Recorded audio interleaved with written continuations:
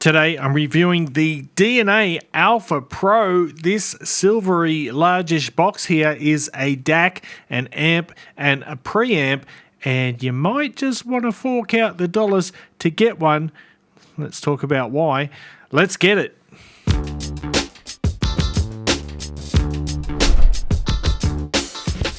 What's cracking, audio fans? It's David here from Prime Audio Reviews. Let's have a look at the front of this beauty. Now that I have it in the middle of the frame, the Alpha Pro DNA, which DNA stands for Digi and AS. I'm not sure how to pronounce it. It's AESTH. I assume it's from aesthetics or aesthetic. So yeah, the D&A Alpha Pro. This guy is coming in at a price of $699 US. And right away you can see it looks a little bit different from the usual black boxes. Not really in terms of shape. I mean, we've still got those pointy corners and it's still just a box. So it's a small thing, but it does make a difference. I mean, can you think of another DAC off the top of your head that looks like that? Well, you probably can think of something, but don't. Just let's assume that it is original, because for me it is. Anyway, inside of here we've got a Sabre ES9039MS Pro DAC chip. And I haven't done a Sabre product for a while, or ESS DAC product for a while. So that was rather refreshing in itself. What should we do first? We'll go about the outside first, and then we'll talk about more of the internals and then the performance. So on the front here, we've got a 4-pin balanced XLR headphone output, followed by a single-ended 6.35mm headphone output and a 4.4mm balanced output.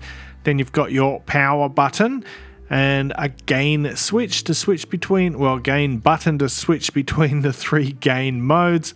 Then you've got your output selector. You can choose headphone out, preamp out, or line out. The difference being that the pre-out is adjustable via the volume, whereas the line out is just full bore 100%. And then you've got your mode, your input mode button here.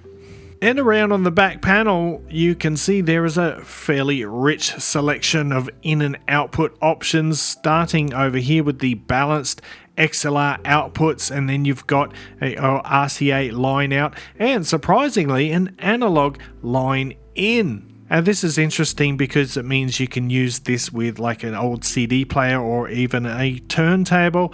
Then we've got our digital inputs. You've got coaxial, optical there, USB Type-C, and Bluetooth. The Bluetooth version is 5.1, and it's interesting to see this different type of Bluetooth antenna. Is that the new thing? I don't know. If anybody knows, leave a comment down below. And then the power bits over there, I don't need to explain those to you at all. Right, back around on the front here, let's talk about some of the specs now. Starting with the headphone output power, which is a crazy 6,000 milliwatts at 32 ohms. Yes, you heard that right, 6,000 milliwatts or 6 watts. That's crazy. So this headphone, the headphone amp section in this device can push pretty much anything. I don't even have, believe it or not, being a reviewer supposedly, I don't even have anything that's particularly hard to drive, but the harder things to drive that I have, like the Sennheiser HD650, the Moondrop Para, the FIO FT3, those kinds of things, doesn't even break a sweat. Like, I don't even really need to go into medium or mid-gain mode to power any of the headphones I've got. That's the amount of power that it has. And regarding the other bits inside, we've got the XBOS XU316, so that supports up to 768 kilohertz and 32-bit PCM and native DSD 512, all that stuff. I'm going to assume it supports MQA, but don't quote me on that because I've neglected to put that in my notes. And with that Bluetooth input, it supports LDAC, so you get up to 24-bit 96 kilohertz wirelessly. That's pretty awesome. Oh, I did write it down. Yeah, MQA decoding is supported too. So the 3 people watching who use or actually listening to MQA will be pleased to know that. Other things to talk about the signal to noise ratio is a very impressive 133 dB, and it's even 128 dB through the RCA inputs. That's seriously impressive. The volume control is handled by an NJ-U72315 based analog circuit, and that has a precision resistor array for accurate level adjustments. Well, let's talk about that. It's not exactly linear in when you adjust the volume. It doesn't increase linearly. It sort of does these little incremental jumps of about 2 dB. It's not really a problem. You can notice it if you listen for it using sensitive IEMs, but otherwise it works well. Have I covered everything yet? I think I've covered everything except for these silicone feeties on the bottom, so it won't scratch up your table and it won't slide around on your Surface either. So I think we can move on to talking about the sound now. Now, what did I choose to test this with? Well, obviously the Sennheiser HD650s, the FIO FD3, the Moondrop Para, in addition to some sensitive in-ear monitors like my Spiral Ear SE6 Nebula, the FIO FH19, a few other things. Let's start with the IEMs because I guess most people watching my channel are IEM people first and foremost. That's just a guess, I could be wrong. But despite having that massive output power in the headphone output, even using sensitive IEMs, you get a beautifully black background, no audible background hiss whatsoever. Obviously that's in low gain mode. You're just foolish if you put it in medium or high gain mode for IEMs. But honestly, it sounded great with every single IEM that I tested with. The volume controls were fine. I had enough fine level control there to dial in just the loudness that I wanted. And when it came to those headphones that I talked about, well, let's just use the Sennheiser HD650 as an example, using the balanced 4.4mm balanced output.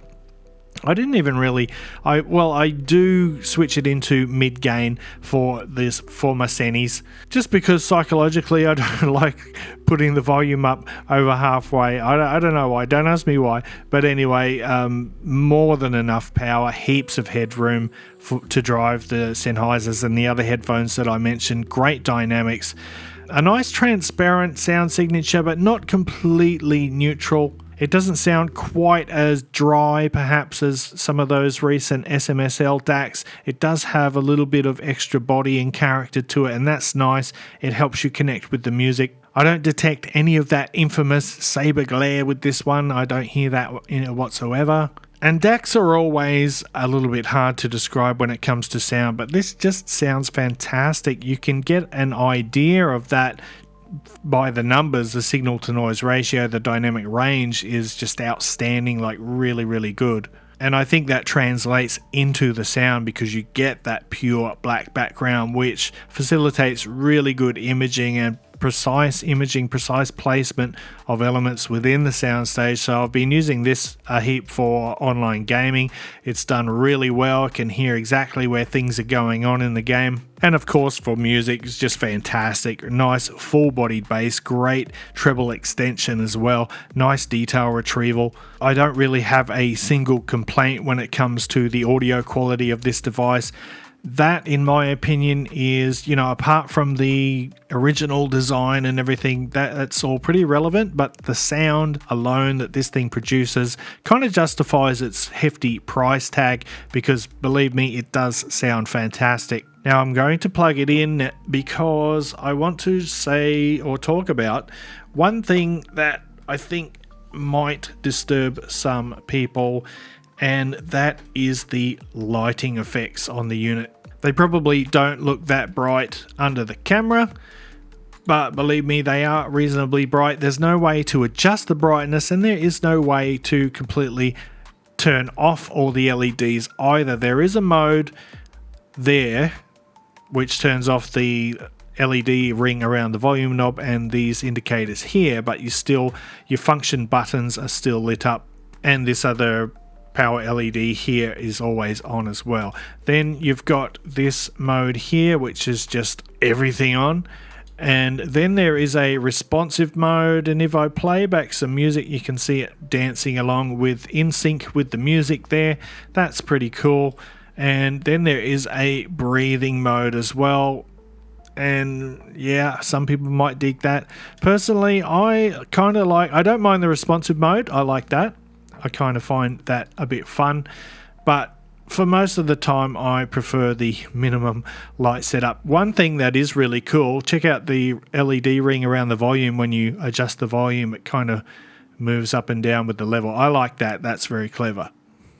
There is one other nitpick I have, and that is the text on the buttons here and the ones up here next to the LEDs. That is very tiny, and in a dark room, with those bright LEDs, the text is literally almost impossible to read. So that's something that I think needs to be addressed in future models. But apart from that, I have no complaints. Let me just unplug these cables so I can hold it down. So this is a fantastic device. If you're looking for something, an all-in-one, a pretty versatile little unit with fantastic sound, like just outstanding audio quality, a wide variety of input and output options, including that somewhat rare analog line in, then you should definitely take a look at the Alpha Pro. I can't wait to see what else they do. I do hope in the future they give you more control over the lighting, but apart from that, I just like this a lot. And I'm going to wrap it up there. So thanks for watching the video. If you liked it, give it the old thumbs up, Par Family Audiophile style. If you're new here, hit that subscribe button before you go. And until next time, I'll see you later.